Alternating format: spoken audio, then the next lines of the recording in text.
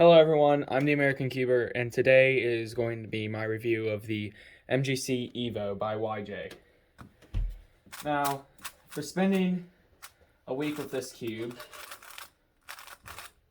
it's fast.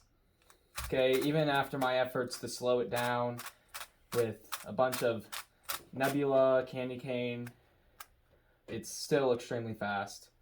And this might be a positive for it, it might be a negative depending on who you are, but you know that like scratchy feeling that most puzzles have out of the box? This one was extremely scratchy then, and it still has that scratchy feeling now. I kind of like it, but some people might not. The turning, as I said, it gets a little scratchy, but it's also kind of smooth in a way too. Like it's kind of hard to describe it, but after getting it set up to the way that I personally like it, the M slices became a lot better out of it. So now moving on to the adjustment. That'll be fine, I'll get it later. So it's very hard to see.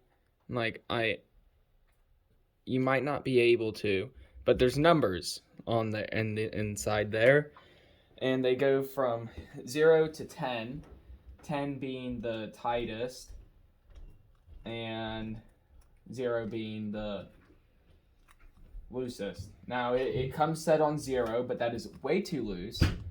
I had it set to 8 right now, and it's working pretty fine with me.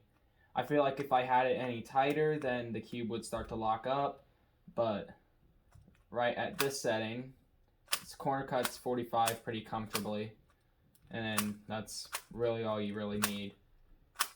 With the magnets, I have them set to 6. You would just change the magnet setting by turning just the little flathead that comes inside the box. You'd use that flathead, you'd insert it right in there, and then you'd twist it. Okay, now if I can get the center cap back. Here we go. And about the accessories that come in the box.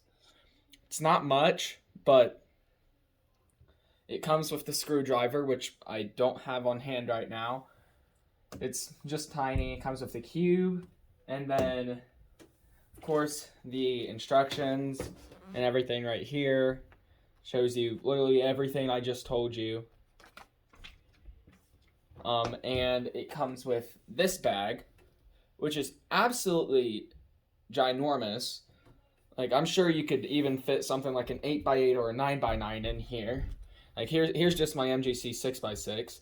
Not necessarily the smallest 6x6 out there. And, like, it fits that with plenty of room left. So, yeah, they give you this huge bag for no reason. Carry a 3x3 in. And here's the 3x3 in the bag. I don't know what kind of protection that'll give it. I mean, just jostling around in there, but gives you options, so I guess good job, YJ. Like, for reference, this is just the bag that I keep all my lubes in. But this is meant to carry a 7x7 right here. It's from Speedcube Shop. It was their last year model. This thing can easily fit a 7x7 inside of it. Like, not even a stretch. As I said, probably like an 8x8 or a 9x9. So, crazy bag.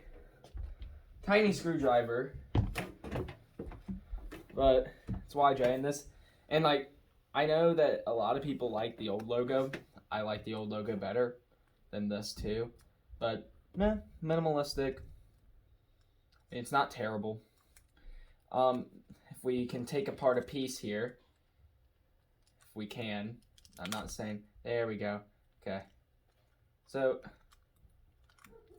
this puzzle has, if we take a look at the edge piece right here, you can see it has like a gridded design right over top of the pieces.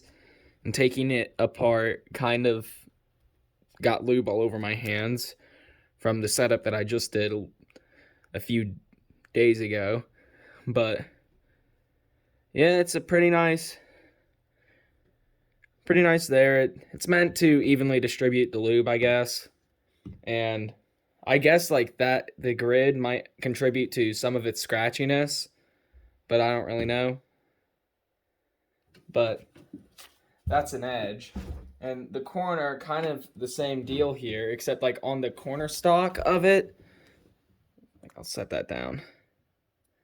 Like on the corner stock, if I can get it in the camera focus here, it also has that grid pattern on it. So it might be actually the thing on the foot of the corner stock that ends up giving it its speed and scratchiness.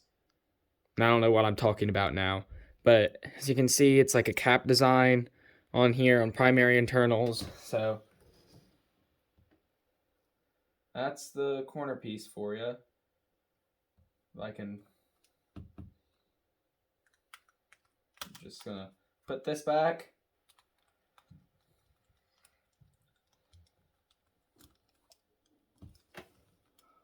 So you guys can tell I'm not an expert in this field. So there's the cube put back together, and I think that's really all there is to say about the cube. It's very springy steel. Still, I wish that there was a way to change out the springs. There probably is. I just haven't looked into it yet. But they didn't give you any inside the box, so I don't think there is. But without further ado, I'm just going to do probably about like 3 solves with just hand scrambles here, and we'll just see how this cube performs. I'm going to scramble that even more a little bit. Okay. Here we go. I'm going to use the YJ pocket timer since this is a YJ cube.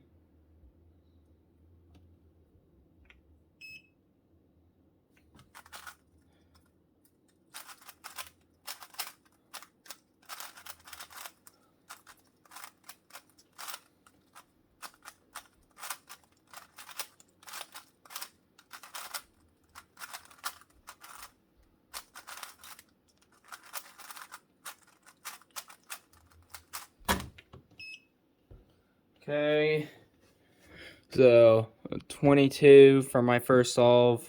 Not that good, but I made a lot of mistakes on that one, so we'll see how it gets in these next 2.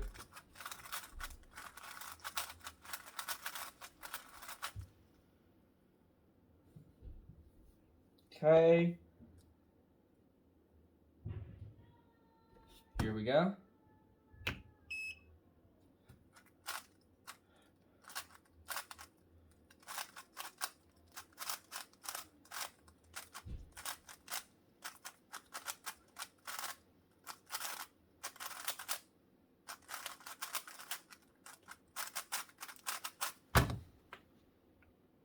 Okay. It didn't time, but that felt a lot better, so we're not able to get a time on that.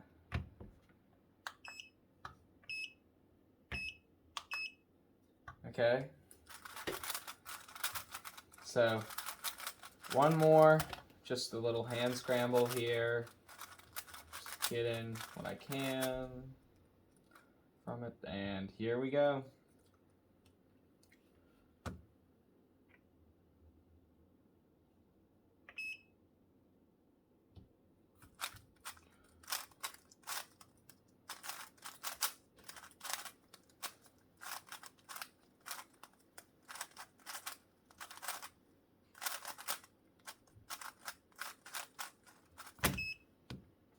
Okay, and I finished off pretty good, 14.95, and so that will do it for this review here. My final thoughts on the puzzle. It's a good puzzle. In my opinion, not the best, but most certainly not the worst. You can easily get great times on this puzzle. It has one of the probably the best feelings in cubing, which is that out of the box scratchy feel, and you get that all the time with this. I'm sure there's a way that you can make that go away if you really didn't like it, but from what I hear, that's probably one of the best parts about a new puzzle is the scratchy feeling that it comes with. And with this puzzle, based off of my experience, you get that all the time. I don't really like primary internals to begin with, so even with that feeling and everything, this cube probably won't become my main just because, I mean, my solves are on and off with it. I really like the shades of it. Nice contrast between everything. But I feel like that it can be a little bit too uncontrollable at times. As I said, I've tried slowing this down a lot, and it hasn't really worked all that well. So this cube's just really fast in general. But if you like really fast cubes, then go right at it.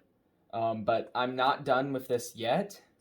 In a few weeks' time, I have something special planned for this cube and all of the other 3x3s that I ended up getting for Christmas.